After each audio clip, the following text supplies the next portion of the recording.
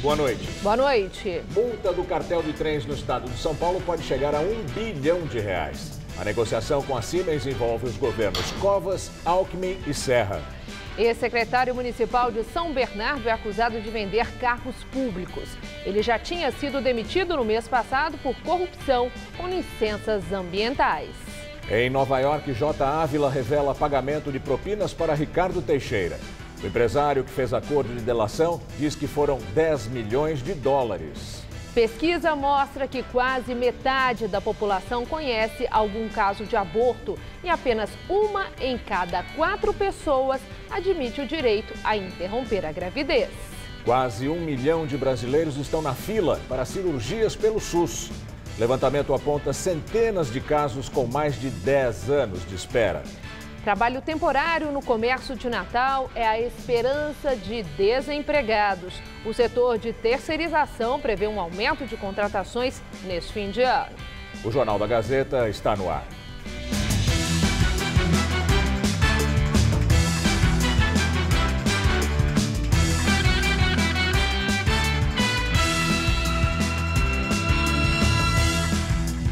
Divulgadas hoje as imagens do circuito interno que mostram um assalto a um prédio em Moema, na zona sul de São Paulo. O ladrão estava acompanhado de uma criança.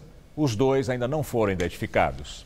Segundo o morador do apartamento, a dupla roubou dinheiro, joias, celulares e também relógios valiosos que estavam num cofre dentro do guarda-roupas. Um prejuízo de cerca de R$140 mil. Imagens das câmeras de segurança mostram o momento em que o rapaz e a criança chegam ao prédio. Ela teria se identificado como enteado do morador. O porteiro abre o portão e eles seguem para o elevador e vão para o 11º andar. Depois, na saída, dá para ver que o menino carrega uma arma de brinquedo e um bicho de pelúcia. E o rapaz está com uma mala, onde estaria o cofre que foi arrancado do guarda-roupas. Eles saem tranquilamente do prédio. No boletim de ocorrência, a empregada doméstica que estava no apartamento disse que foi ameaçada pelo ladrão com uma arma de fogo e trancada em um dos cômodos. A funcionária, que trabalha há 3 meses no imóvel, disse ainda que só abriu a porta porque o porteiro interfonou, dizendo que um enteado do morador estava subindo com um amigo. O prejuízo material é ruim, é chato e tal, mas o pior é o susto e o pior é a sensação de insegurança que fica depois, de não saber se vai acontecer de novo, se vem alguém atrás. Então, ninguém está seguro. No Rio de Janeiro, um major da Polícia Militar foi resgatado ontem à tarde em São Gonçalo, depois de sequestrado por homens armados em Maricá, em Niterói. O major foi localizado graças a um vídeo enviado ao comando da Polícia Fluminense, em que o major Joelmir dos Santos é obrigado pelos sequestradores a pedir resgate. A operação de socorro ao oficial teve a ajuda de helicópteros e homens do esquadrão de elite da PM do Rio. Ele foi encontrado com as mãos amarradas no porta-malas de um carro. Segundo a Secretaria Estadual de Educação, houve queda de mais de 60% no número de casos de agressão contra professores nas escolas paulistas. No ano passado, houve 249 casos e neste ano foram 92 até agora. Apesar dos registros terem diminuído, a violência ainda é frequente nas salas de aula. Na semana passada, um vídeo que se espalhou na internet mostrou um aluno dando um soco e um chute no professor. Essa professora de português, que dá aula em 2 escolas estaduais em Guarulhos, diz que as agressões fazem parte do cotidiano, mas que nem todas ganham repercussão, como o caso da última semana. Eu já sofri ameaças, né, de tipo, vou te pegar, você vai se ver comigo, já sofri empurrões, xingamentos, gritaria. O professor se sente culpado pela realidade. Muitas vezes, como ele não tem resposta, ele termina no dia seguinte enfrentando sozinho. Tem uma hora que ele deixa de reclamar. Deixa de reclamar e o que vai acontecer? Ele vai adoecer. A Secretaria Estadual de Educação diz que em 2016 foram registradas 1.923 ocorrências de agressão física dentro das escolas de São Paulo, mais que o número vem caindo. Em 2014, por exemplo, foram 3.641 casos. O levantamento inclui também brigas entre alunos. As ocorrências de agressão verbal apresentaram queda menor. Em 2014 foram 1.738 e no ano passado, 1.021 casos. Na quarta-feira da semana passada, mais um caso de violência contra o professor viralizou nas redes sociais. foi na Escola Estadual Antônio de Alcântara Machado, na Zona Sul de São Paulo. Um aluno de 20 anos que cursa o ensino médio de jovens e adultos discutiu com o professor Cleiton Munhoz. O professor levou um soco no rosto e depois um chute. Os outros estudantes se assustaram e pediram para ele parar. A polícia militar foi chamada e o caso foi parar na delegacia. O professor foi encaminhado ao Instituto Médico Legal e o aluno indiciado por lesão corporal. Durante a revista foi encontrada uma pequena quantidade de maconha com ele. A polícia e testemunhas disseram que o rapaz ficou insatisfeito com uma nota e agrediu o professor. A diretoria de ensino suspendeu o aluno e disse que supervisores da escola acompanham o caso, que o professor está de licença por uma semana e recebe total apoio. Cleiton Munhoz publicou uma carta aberta em suas redes sociais agradecendo o apoio e dizendo que perdoa o aluno que o agrediu. Essa agressão ao professor choca qualquer um e é obviamente condenável. Mas o que aconteceu na sala de aula é muito diferente do que acontece em outros locais sem que alguém esteja com o celular gravando? Sem desculpar o aluno agressor, é claro que deve ser punido com a lei, é preciso perceber que a nossa sociedade inteira é violenta demais. No ano passado, 1 em cada 3 mulheres sofreu algum tipo de violência. 503 mulheres são vítimas de violência por hora no nosso país. Nós temos 30 homicídios para cada 100 mil habitantes. Uma taxa altíssima. Nosso trânsito mata 47 mil pessoas por ano. Parece que o que nos choca é só o que é publicado nas redes sociais, justamente a arena da violência por excelência. O Ministério Público acusa o ex-secretário de Gestão Ambiental da Prefeitura de São Bernardo do Campo, Mário Henrique de Abreu, do PSDB, de liderar uma quadrilha que vendia cargos na secretaria. A denúncia chegou até os promotores após análise de conversas pelo WhatsApp. Num grupo, uma mulher chamada Patrícia Martiniano disse que começou a trabalhar na Secretaria de Gestão Ambiental em janeiro, quando Mário Henrique assumiu o cargo no governo do prefeito Orlando Morando, do PSDB. Em depoimento, Patrícia disse aos promotores que o pai dela conhecia o secretário e que foi ele quem negociou a vaga após as eleições. Para atender o pedido, Mário teria exigido R$40 mil. Como a família não tinha o dinheiro, o próprio secretário teria sugerido que Patrícia entregasse o carro dela como pagamento. Ela aceitou. No entanto, como o carro foi adquirido em leilão, não atingia o valor exigido. De acordo com o Ministério Público, Mário de Abreu fez uma nova proposta: receber R$800 por mês, abatidos do salário de Patrícia até o final do mandato dele. Os valores foram descontados até outubro. Mas esse não seria o único caso. Segundo o Ministério Público, a Secretaria de Gestão Ambiental abrigava funcionários fantasma, pessoas que exerciam funções diferentes para as quais foram nomeadas, e até quem fez empréstimo para comprar o cargo. Em depoimento, Silvia Regina Franco, nomeada auxiliar técnico da secretaria em fevereiro, contou que ouviu do próprio secretário que todos os cargos seriam ocupados por quem aceitasse pagar por eles. Para quitar os R$50 mil exigidos, ela diz ter feito vários empréstimos e até refinanciado o carro do filho. Como acertado, a primeira parcela teria sido entregue em mãos dentro do gabinete. Mário de Abreu foi demitido da secretaria no mês passado, após uma operação da Polícia Civil e do Ministério Público, acusado de venda de licenças ambientais. No ano passado, conseguiu se eleger vereador na cidade pelo PSDB, mas pediu licença ao deixar a administração municipal. O ex-secretário nega as acusações. A Prefeitura de São Bernardo informou que abriu uma investigação interna para apurar as denúncias. O Ministério Público Estadual de São Paulo e a empresa multinacional alemã Siemens caminham para um acordo que pode chegar a R$1 bilhão sobre as ações movidas contra a empresa no escândalo de corrupção em governos do PSDB envolvendo metrô e CPTM. Advogados da Siemens estiveram reunidos na última semana com promotores do Patrimônio Público de São Paulo e com o Procurador-Geral de Justiça, Jean Paolo Ismânio.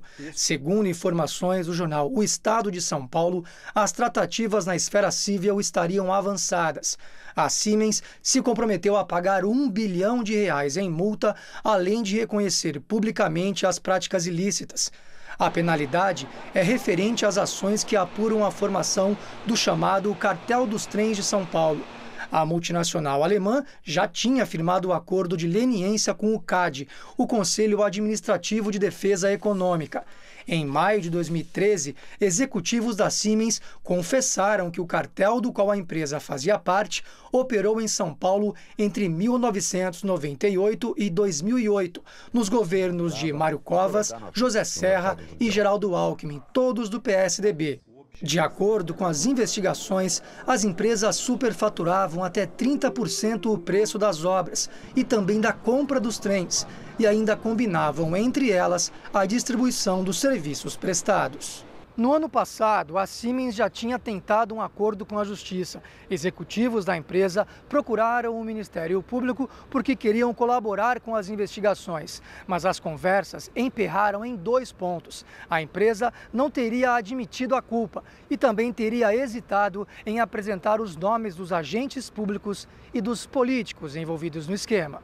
Segundo o jornal O Estado de São Paulo, uma ala da promotoria estaria contrariada com a resistência que a multinacional tem apresentado para delatar os agentes supostamente envolvidos nas fraudes. As negociações são conduzidas por outros integrantes do Ministério Público que não integravam a tratativa do ano passado. A Siemens afirmou recentemente que os executivos suspeitos foram demitidos. Já sobre o acordo de R$1 bilhão, a multinacional disse que não vai se pronunciar.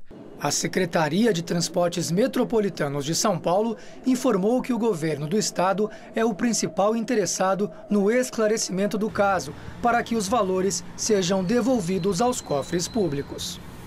A Justiça do Peru ordenou a prisão preventiva dos empresários sócios da construtora Odebrecht. 5 executivos e ex-executivos de grandes construtoras associadas ao Odebrecht devem ficar presos por 18 meses. No período de 2005 a 2014, a empreiteira brasileira participou de mais de 40 projetos que envolveram cerca de 12 bilhões de dólares em gastos públicos durante os governos de presidentes Alejandro Toledo, Alan Garcia e Ollanta Humala. Segundo o Departamento de Justiça dos Estados Unidos, a Odebrecht admitiu que pagou 29 milhões de dólares em propina.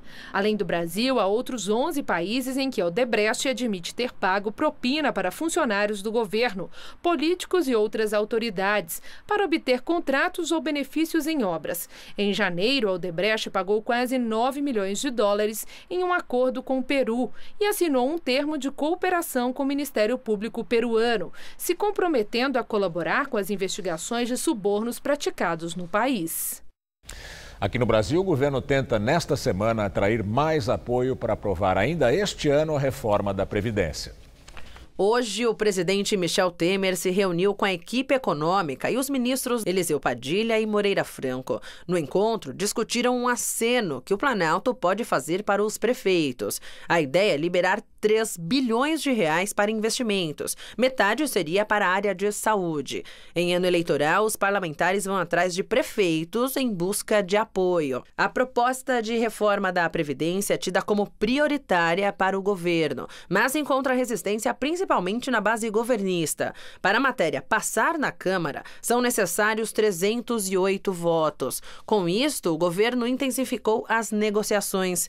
Ontem, Temer passou o dia tentando atrair apoios. Ele almoçou com aliados e à noite jantou na casa do presidente da Câmara, Rodrigo Maia, do DEM, e o principal articulador do governo na questão previdenciária. Foram as melhores reuniões que nós fizemos.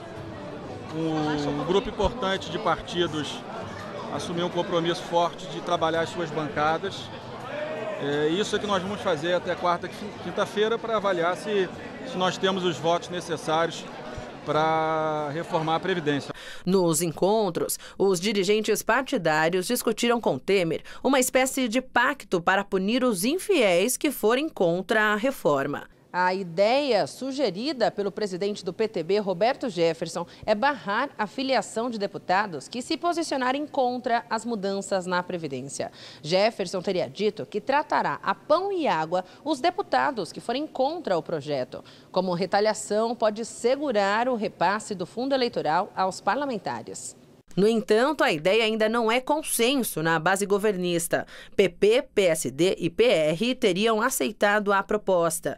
DEM e PMDB são resistentes e não se comprometeram. Os dois partidos devem aumentar suas bancadas e, com isso, ganhar poder político em futuras negociações. Os deputados também estão de olho nos cargos de segundo escalão. Mas o governo sabe que a margem é pequena, já que fez muitas concessões para atrair os votos dos parlamentares para derrubar as duas denúncias contra Temer. E daqui a pouco, Maria Lídia Flândula entrevista Rodrigo Garcia, secretário estadual de Habitação de São Paulo, o futuro do DEM. A semana começou quente, com a máxima hoje de 31 graus aqui na capital. Com esse tempo abafado, não dá para descartar as pancadas de chuva agora à noite. Vamos ver como fica o tempo ao longo da semana com Mariana Armentano.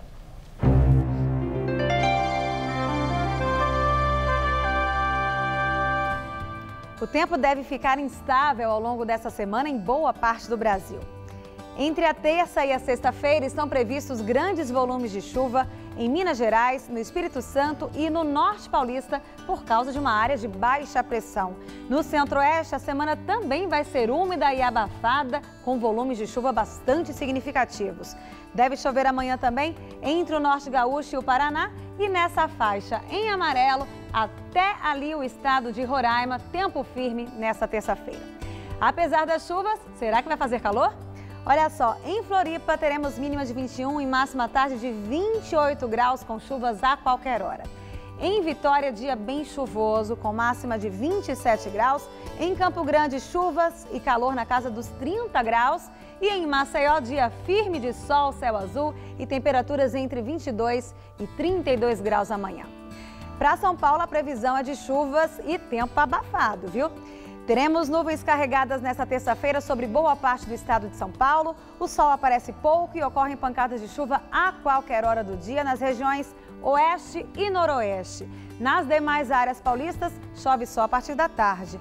A máxima chega aos 34 graus em Ribeirão Preto e em Araraquara, aos 30 graus na cidade de Sorocaba e aos 32 em Campinas. Aqui na Grande São Paulo também vai fazer calor e chove de forma bem pontual. Amanhã teremos mínima de 20 graus de manhãzinha e máxima tarde de 29. Aí na quarta-feira o calor diminui, teremos máxima só de 26, com tempo bem estável por aqui. E na quinta-feira a máxima sobe para os 27 graus, ainda com chuvas previstas a partir da tarde. Quase metade dos brasileiros conhece alguma mulher que já abortou e 50% defendem que quem aborta deve ir para a cadeia. Os dados são de um estudo encomendado pelo Instituto Patrícia Galvão e revelam ainda que quanto maior a escolaridade, mais as pessoas são a favor do aborto. Sandra é corretora de seguros. Ela não é a favor da interrupção da gravidez, mas acredita que a mulher que decide abortar não deve ser criminalizada. A senhora conhece alguém próxima de você que tenha feito aborto? Olha, eu conheço, né? É difícil não conhecer alguém que já tenha passado por isso, sim. Uma questão delicada, porque é muito difícil julgar o ser humano, né? E principalmente o momento que leva uma mulher a cometer algo assim. Nada justifica, eu sei. Mas quando a pessoa está solitária, que não é um problema, é uma bênção, mas que aquilo vira um fantasma muito grande na cabeça dela e ela não segurou a onda, né? A pesquisa Percepções sobre o Aborto no Brasil, do Instituto Patrícia Galvão e do Grupo Locomotiva, revela que 45% dos entrevistados conhecem uma mulher que já interrompeu uma gestação, o que corresponde a 72 milhões de brasileiros. O que significa isso? Significa a gente dizer que o aborto, que a interrupção da gravidez está no cotidiano das mulheres brasileiras. E mais, e não está sendo conversado, debatido, informado. A pesquisa ouviu 1.600 pessoas, entre homens e mulheres com 16 anos ou mais. O levantamento foi feito entre os dias 27 de outubro e 6 de novembro, em 12 regiões metropolitanas do Brasil. 1 em cada 4 pessoas é a favor que a mulher possa decidir se deve ou não interromper a gravidez.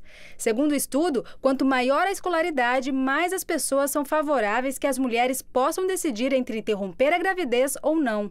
Até o ensino fundamental completo, 67% dos entrevistados são contra e 22% a favor. Já para quem tem superior completo, 35% são a favor e 54% contra. Metade dos entrevistados concorda que uma mulher que interrompe a gravidez intencionalmente deveria ir para a cadeia. Desde 2012, o aborto é legalizado no Brasil nas seguintes situações: se a gravidez é decorrente de estupro, se coloca a vida da mulher em risco e se o feto for anencéfalo, que não possui cérebro. Porém, em novembro, a Comissão Especial da Câmara dos Deputados aprovou o texto base da PEC 181, que pretende criminalizar todos os casos de aborto no Brasil. Aqui, na pesquisa, a população sabe muito bem que o aborto, em casos especiais, já é legalizado no Brasil. Não só sabe, como é favorável. Colocaria o Brasil como vários países mais atrasados em relação ao debate público e ao aborto no mundo. O Brasil tem os permissivos legais já há mais de 4 décadas.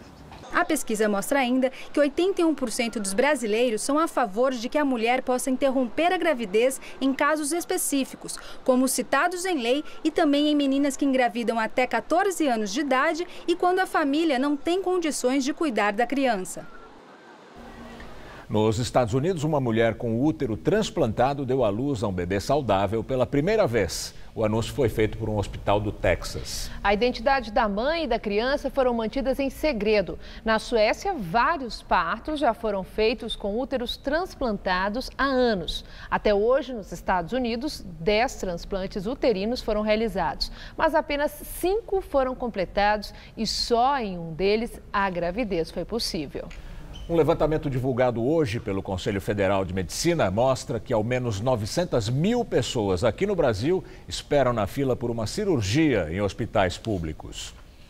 O estudo foi feito com dados de 16 estados e 10 capitais. De acordo com o Conselho Federal de Medicina, as cirurgias de catarata, hérnia, vesícula e varizes são as especialidades com maior espera. Mais de 377 mil pacientes esperam uma vaga na rede pública. Desse total, pelo menos 750 pessoas estão há mais de 10 anos esperando os procedimentos. O ministro da Saúde, Ricardo Barros, disse que é impossível saber o tamanho real da fila no país e zerá-la antes da informatização total da rede de saúde pública. A previsão é de que isso só aconteça no fim do ano que vem.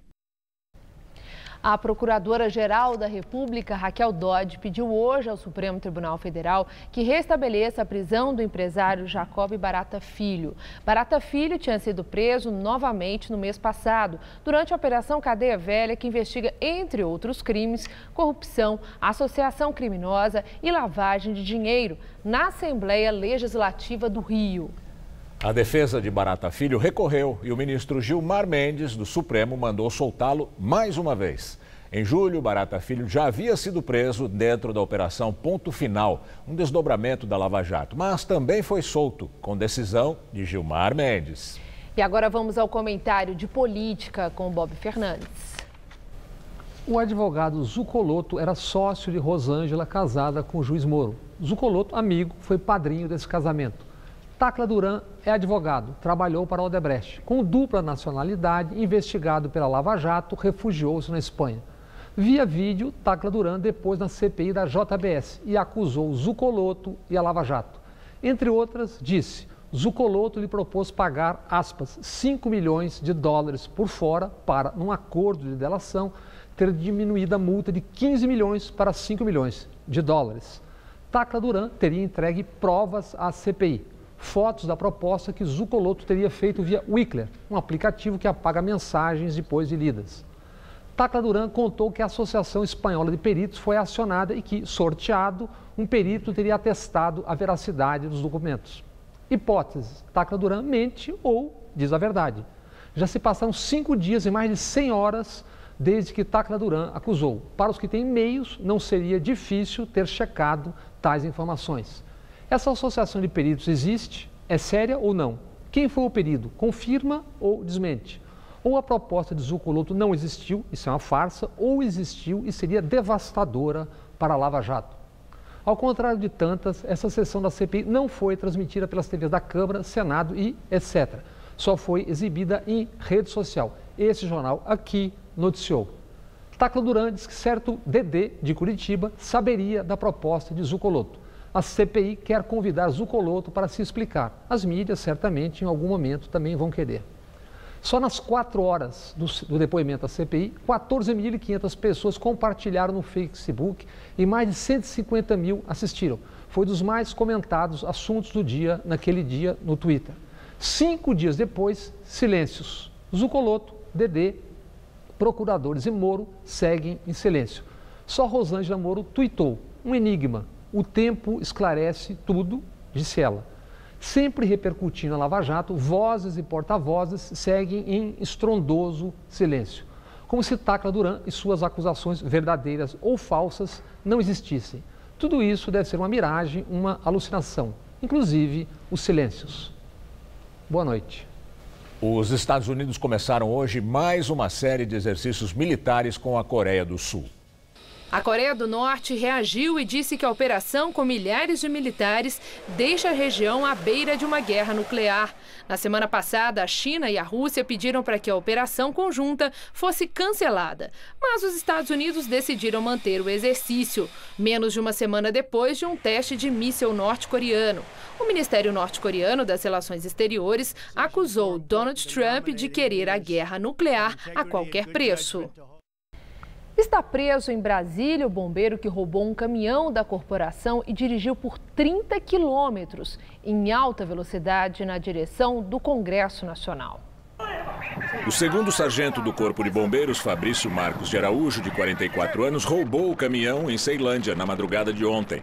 Ele foi perseguido por mais de 15 carros da Polícia Militar e desobedeceu a ordem de parar.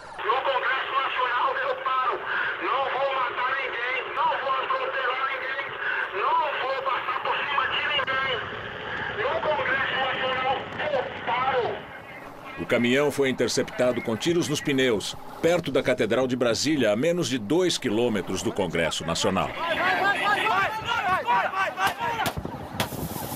O bombeiro foi preso na hora e a prisão convertida em preventiva por tempo indeterminado. Araújo tem 10 anos de corporação e nenhum registro negativo. Ele vai responder na Justiça Militar pelos crimes de furto qualificado, desobediência, danos ao material da administração militar e tentativa de dano. Segundo a Secretaria de Segurança Pública do Distrito Federal, as circunstâncias que levaram ao roubo do caminhão só vão ser esclarecidas depois que terminar o inquérito, que está sendo conduzido pela Corregedoria do Corpo de Bombeiros. A corporação informou que médicos, psicólogos e religiosos estão à disposição do preso e da família. Como em todo fim de ano, o comércio acredita que vagas temporárias vão aquecer o mercado de trabalho. Neste Natal, a estimativa é que 111 mil pessoas sejam contratadas. O número é 10% maior que em 2016, segundo entidades sindicais do trabalho temporário e da terceirização no Brasil. Quase 2 milhões de desempregados só na Grande São Paulo. Esse foi o total estimado em outubro pela pesquisa de emprego e desemprego do DIEESE e da Fundação SEAD. Aumento de 6 mil pessoas sem serviço, comparando os dados de outubro com os de setembro. Para voltar para o mercado de trabalho, uma das tentativas é apostar nas vagas disponíveis neste posto de atendimento ao trabalhador na Zona Leste.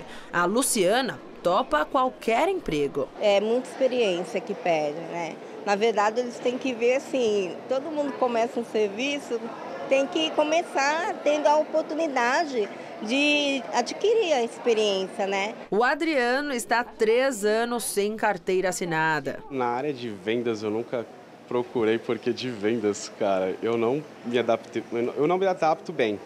Eu não consigo vender, sou muito fechado, sou muito introvertido. Reconhecer quando não tem lá muito jeito para um emprego ajuda. E saber suas próprias habilidades também. A Luciane, por exemplo, revisou o currículo, mas conta que acredita mesmo é no próprio taco. Eu saio determinada que eu vou voltar com o emprego que eu quero, ou melhor, né?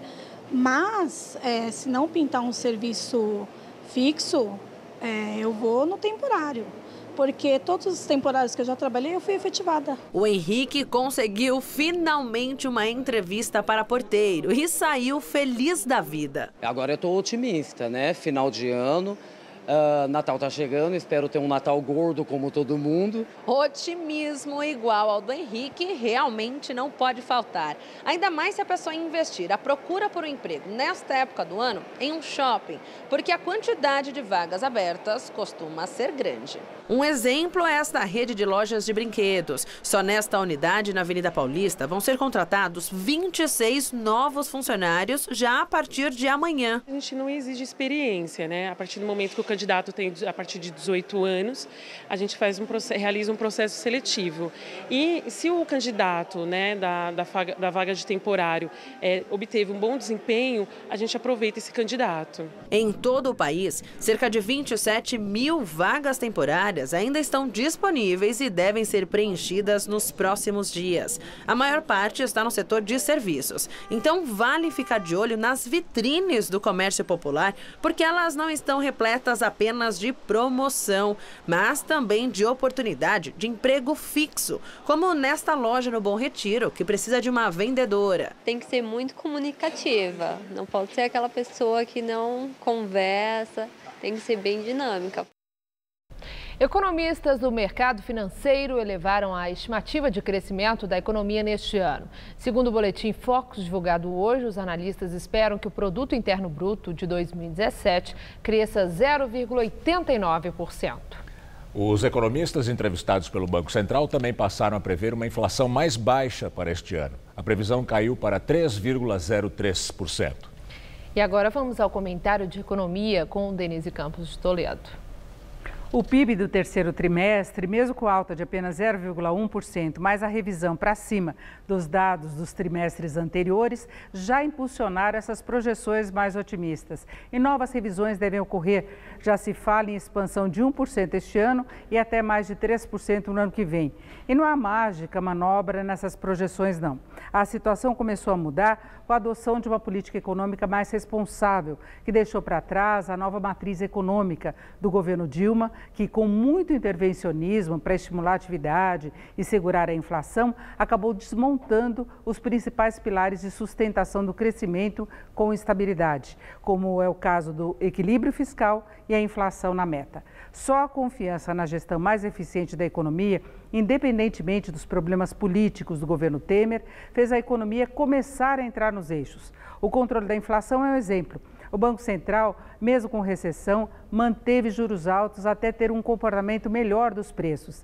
Teve ajuda, sim, da super safra agrícola, com oferta de alimentos mais baratos, mas fez a inflação descer no nível do piso da meta.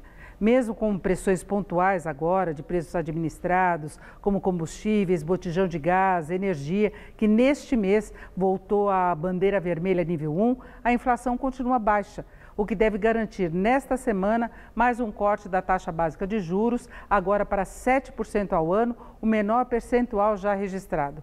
É certo que esses aumentos que eu citei de preços afetam a percepção de que a inflação está de fato mais baixa, mas os índices estão baixos e têm ajudado a melhorar o poder de compra da população.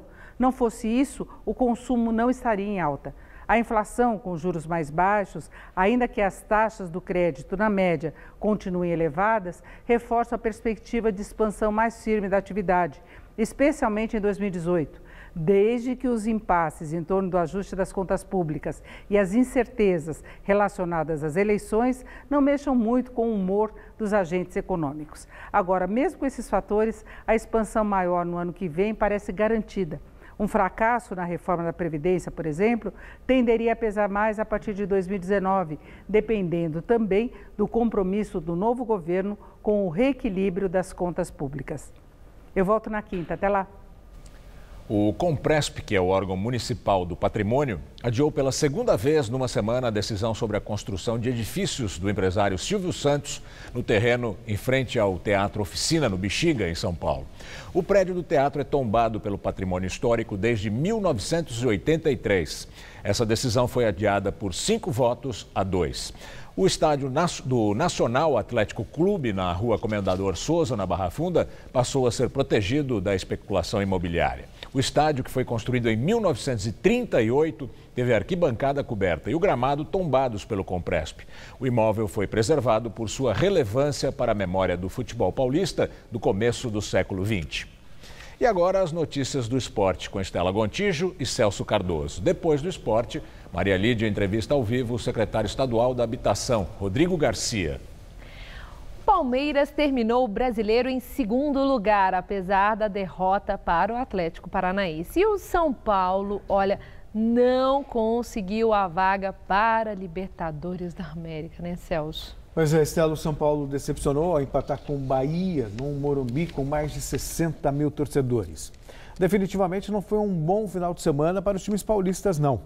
Corinthians, Palmeiras e a rebaixada Ponte Preta perderam, enquanto o Santos só empatou com o Avaí e também caiu para a Série B. Veja como foi a rodada. Na Ilha do Retiro, André marcou o gol solitário que garantiu a vitória ao Sport diante do Corinthians e salvou o time pernambucano do rebaixamento. 1-0 placar final. Na Arena da Baixada, Lucas Fernandes lançou Ribamar, que saiu livre para fazer 1-0 para o Atlético Paranaense diante do Palmeiras. De pênalti, Ederson aumentou a vantagem dos donos da casa, enquanto Sid Clay marcou o terceiro.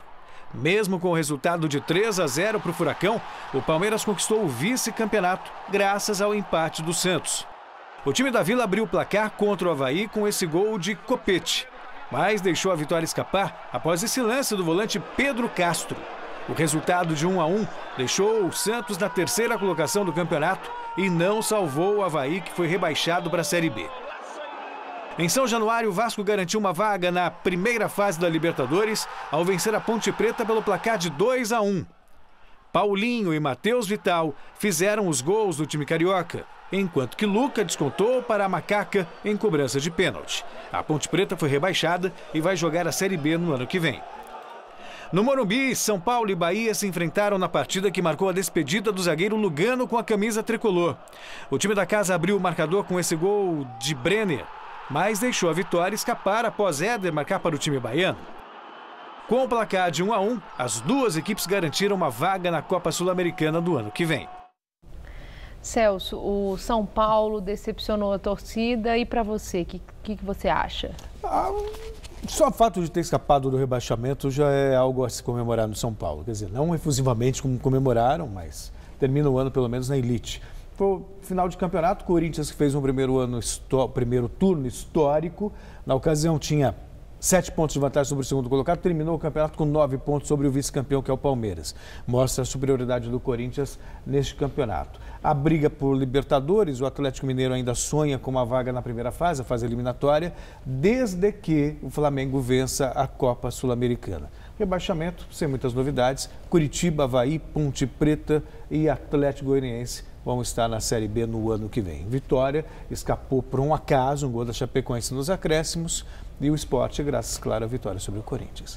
Tá certo. O empresário J. Ávila, dono da empresa brasileira de marketing esportivo Trafic, foi ouvido hoje no julgamento do caso FIFA em Nova York e incriminou o ex-presidente da CBF, Ricardo Teixeira. J. Ávila, como é conhecido aqui no Brasil, era uma das testemunhas mais aguardadas no julgamento nos Estados Unidos e contou que pagava propina para dirigentes esportivos de 1987, desde 1987, portanto, há exatos 30 anos.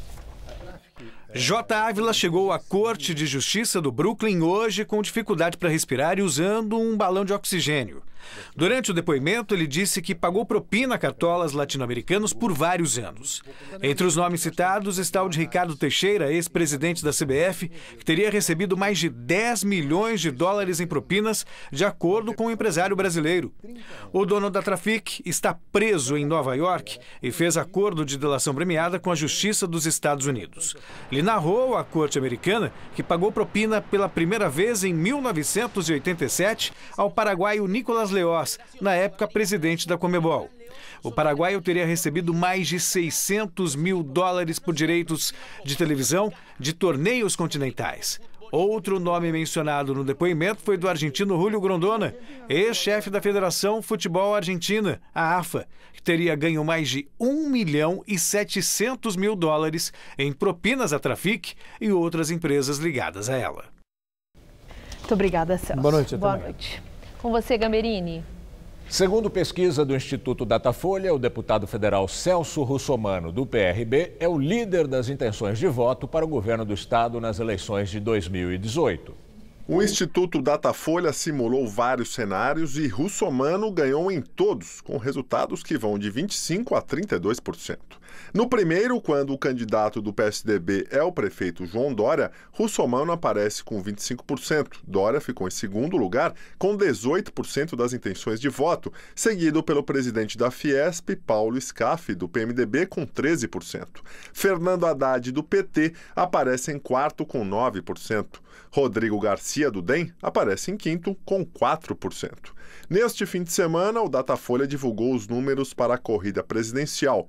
A eleição ocorrerá em outubro do ano que vem.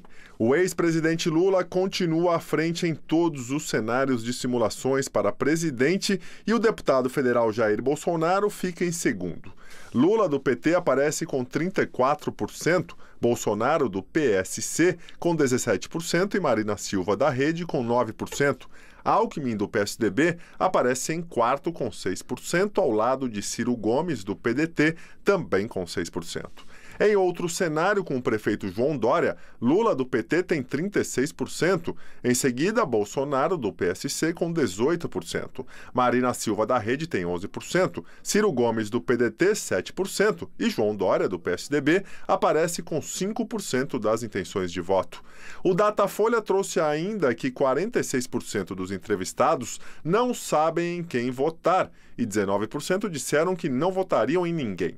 Quando a intenção de voto é questionada, sem a apresentação de nomes, Lula, do PT, aparece com 17% e Bolsonaro, do PSC, com 11%. O Instituto Datafolha entrevistou 2.006 pessoas em 68 municípios do estado de São Paulo e 2.765 em 192 cidades do país entre os dias 28 e 30 de novembro. A margem de erro é de 2 pontos percentuais. Agora o comentário de Josias de Souza, direto de Brasília. 3 fatos merecem a sua atenção.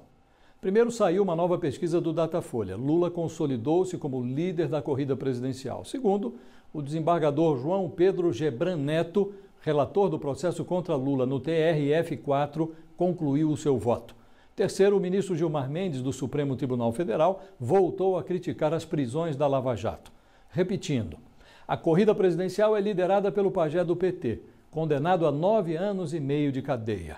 Um tribunal federal se prepara para julgar o caso. No instante em que Lula roça as grades, Gilmar Mendes reitera uma pregação que pode levar o STF a rever a regra que autoriza a prisão dos condenados em segunda instância. Agora preste atenção no que está por vir. Condenado, Lula será um ficha suja e inelegível. Prevalecendo a posição de Gilmar Mendes, ele poderá recorrer em liberdade.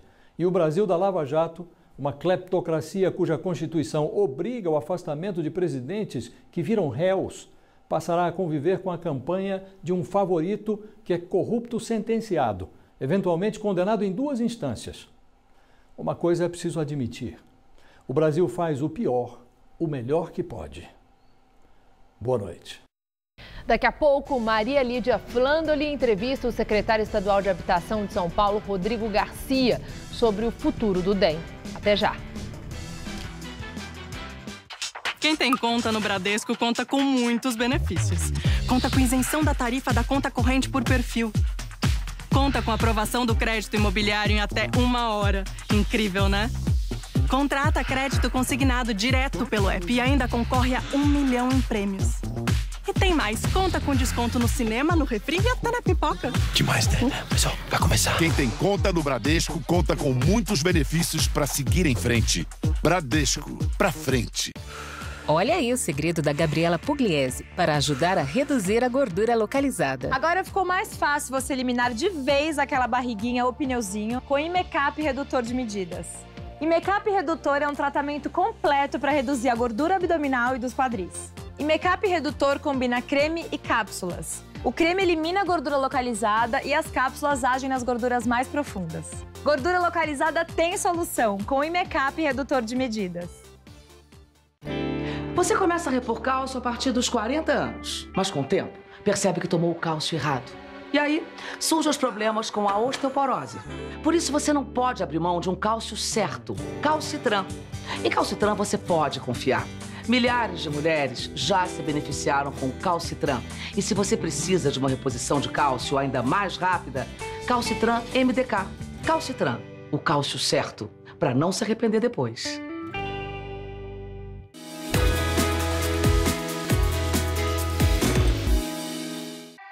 Tá a fim de escrever a sua própria história? Que tal dirigir a sua própria vida? Então corre pra cá, que a sua hora chegou. Bem-vindo ao Mundo Casper, o lugar certo para você pensar, criar e questionar. Na Casper, razão e emoção se unem para fazer diferente, fazer melhor. E você? Aceita o desafio? Tem muita coisa nova te esperando por aqui. Faculdade Casper Libero. Vestibular 2018. Paixão por comunicação. Quando bater aquela vontade de comer as delícias da cozinha italiana, venha para o Lelis Trattoria. Deliciosas massas, assados, carnes e frutos do mar, servidos em porções fartas. Noites com música ao vivo, estacionamento gratuito e, na semana, almoço executivo. Lelis Trattoria. A nossa especialidade é fazer você feliz. É Vero, é Lelis. Rua Bela Sintra, 1849 Jardins. Reservas 3064-2727 ou lelis.com.br. Imecap Antissinais Q10. A revolução no tratamento de beleza. A nanotecnologia associada à coenzima Q10, nutriente vital na reconstrução celular. Imecap Antissinais Q10. Nanopartículas que agem mais profundo na pele, repondo a perda de Q10 ocorrida ao longo dos anos. O resultado, uma pele mais firme e a redução das rugas e linhas de expressão em até 3 semanas. Imecap Antissinais Q10. Se seus cabelos estão caindo, estão fracos, quebradiços e sem vida, comece agora a tomar Imecap Hair. Imecap Hair são cápsulas que você toma diariamente e em pouco tempo você já nota a diferença nos seus cabelos. Porque Imecap Hair é diferente. Imecap Hair age de dentro para fora na raiz do problema, ou seja, no bulbo capilar, combatendo a queda, fortalecendo os fios e estimulando o crescimento dos cabelos. Imecap Hair, a vida do cabelo do homem e da mulher.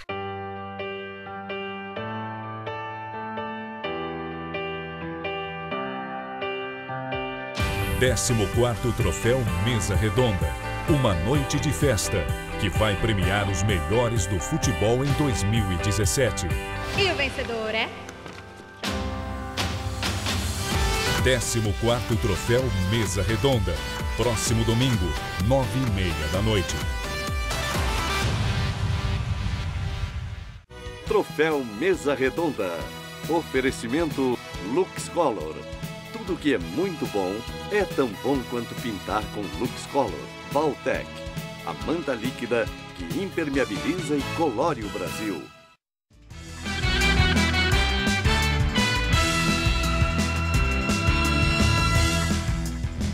Na entrevista do dia com Maria Lídia Flandoli, o jogo políticos das definições de candidaturas e alianças partidárias.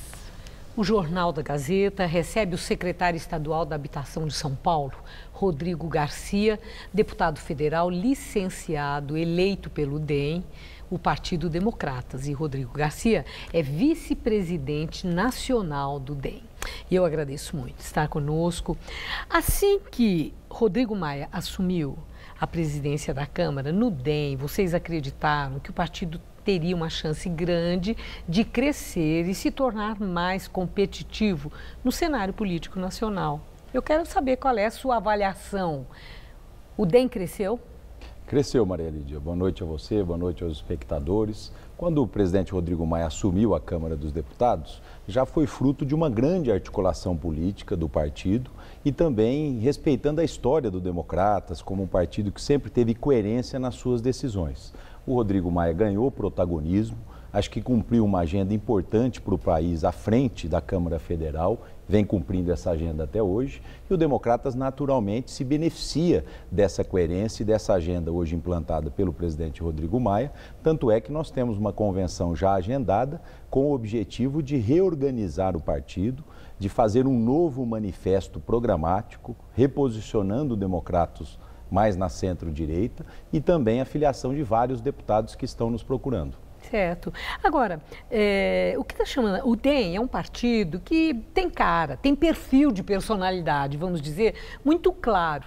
Não dá para ficar fazendo confusão, o DEM é de esquerda, é de direita, não. É um partido que tomou uma posição muito clara. O que chamou a atenção mais recentemente é uma disposição que tem sido expressa por lideranças do DEM de compor alianças até com adversários. Nem o PT ficou de fora dessa. Então, eu quero saber se isso não pode descaracterizar o partido. Se para o DEM, eleição é hora de abandonar bandeiras e fazer o negócio como um negócio de ocasião. Olha, acho que pelo contrário, Maria Lídia, o DEM tem uma história no país, né? Começou lá com o PFL, é um partido liberal, um partido que defende a liberdade individual, que defende a liberalização da economia brasileira e se manteve assim ao longo da sua história. É um partido que sempre pregou na eleição o que fez na sua ação de governo. E essa coerência que o Democrata sempre defendeu nos custou muito nos últimos anos. Nós já tivemos aqui em outras oportunidades mostrando que o Democratas é um partido que chegou a ter mais de 100 deputados e no ano retrasado convivia com 20 e poucos deputados. Fruto muito da nossa coerência. Nós somos coerentes quando fizemos oposição ao governo do PT. Sim, mas para 2018 é que está essa conversa de fazer alianças com adversários. Exatamente. Essa coerência nos fez, enfim, hoje ter novamente protagonismo na política brasileira. As eleições do ano que vem se darão, enfim, num momento diferente da política brasileira, onde o rearranjo de forças é colocado. Naturalmente que nós temos o nosso programa e que nós defendemos essas liberdades individuais. E cada estado vai definir naturalmente o seu caminho. Agora, o que está muito claro para nós, e isso nas últimas eleições já foi motivo até de deliberação da Executiva Nacional, é que o Democratas, por exemplo, não apoia um governo do PT. Nós somos contra. Naturalmente, a imprensa especula um ano antes da eleição que isso pode vir a ocorrer, mas eu tenho tranquilidade que isso não ocorrerá, né? Agora, aceitar apoio de partidos mais à esquerda, o Democrata já aceitou no passado e vai se colocar, enfim, dessa forma, como um partido liberal, que se alguém defender as nossas bandeiras, podem nos apoiar. PSB, por exemplo, vocês estão de olho, né, em parlamentares que mostraram insatisfação e vontade de deixar o partido. Né? Sim, então, e dentro desse perfil, mais partido de esquerda. O PSB, Maria Lídia, é um partido que ele veio ao longo dos últimos anos mais para o centro da política brasileira, com a figura do Eduardo Campos. Isso aproximou muito o Democratas do PSB em vários estados, né? E agora, aparentemente, o PSB está retomando o seu caminho do socialismo e indo para a esquerda. Isso fez com que vários deputados do PSB procurassem o Democratas para migrarem.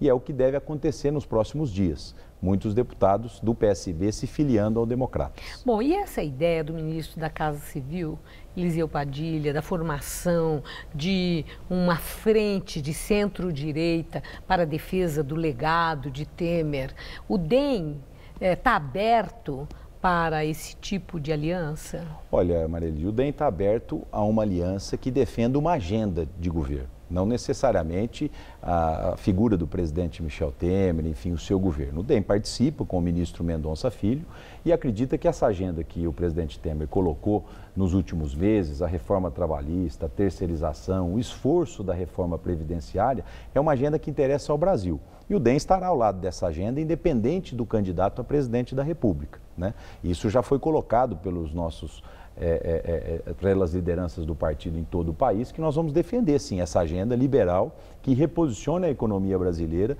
e que dê esperança aos brasileiros de dias melhores. Bom, a pesquisa Datafolha para a presidência da República mostrou que Lula e Bolsonaro lideram, né, à frente de todos os outros pré-candidatos.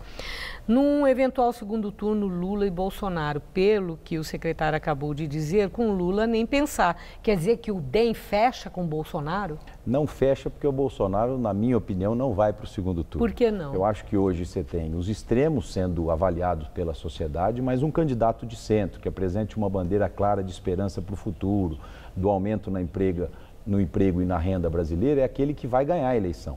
Esse candidato hoje, pelo que está surgindo, é o candidato colocado pelo PSDB, o governador de São Paulo, Geraldo Alckmin, que terá essa capacidade de aglutinar em torno dele essa agenda de governo essa agenda de Estado que nós precisamos para o futuro. Então, eu acredito muito que esses extremos do período eleitoral eles vão desaparecer e o candidato de centro vai ser o candidato vitorioso. Rapidamente encerrando, eu vi que na pesquisa para governo do Estado, o seu nome não está numa posição favorável, com 4% apenas. Entretanto, vi também que o seu nível de rejeição é muito baixo, o que sugere que Rodrigo Garcia tem espaço para crescer. Está animado para essa candidatura ao governo de São Paulo? Eu estou bem animado, isso faz parte de uma estratégia do meu partido para que a gente tenha candidato aqui em São Paulo. E meu nome foi colocado por unanimidade pelos deputados do partido. Fiquei muito feliz com a pesquisa Datafolha, afinal de contas eu nunca disputei uma eleição majoritária, sou pouco conhecido no Estado e no ano que vem, no momento certo, nós vamos apresentar a nossa história e principalmente as nossas propostas para o futuro de São Paulo. Existe uma troca de geração na política brasileira, né? E naturalmente grandes estados como o nosso vão experimentar na eleição do ano que vem nomes novos, né? Eu tenho 5 mandatos como deputado, já há 9 anos secretário em várias pastas aqui e no ano que vem vamos debater o futuro de São Paulo. Bom, e eu espero que o senhor volte aqui. O jogo está apenas começando. Muito obrigado, uma boa noite. Boa noite. O Jornal da Gazeta termina aqui. Boa noite. Boa noite.